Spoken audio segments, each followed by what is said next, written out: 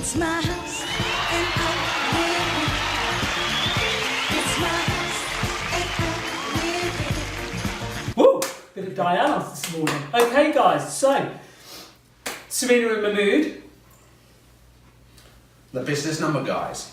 So today, guys, we're going to be talking about business and property. So if you want to be more relaxed and chilled like Scamper, Mahmood's put together 3 important points for all you budding property guys out there. Over to Mahmood. Thank you, Serena.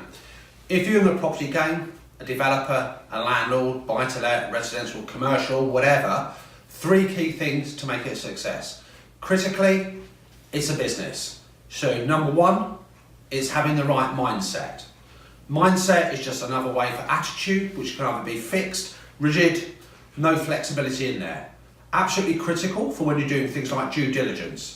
However, you need also a growth mindset as well, which can be flexible and adapt to the surroundings. Number 2, motivation.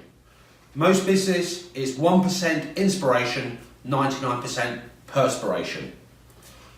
There are going to be those times when things are not going quite according to plan. Focus on the thing that put you into the property game in the first place. Better lifestyle, making more money, something to pass on to your children, whatever. But motivation is the key to keep going.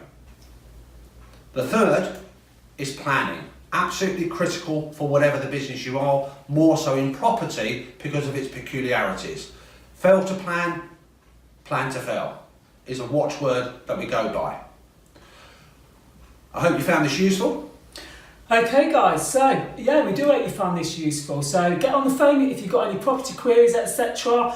Look on the website, like us on Facebook, LinkedIn if you're liking the videos and a little bit of old music.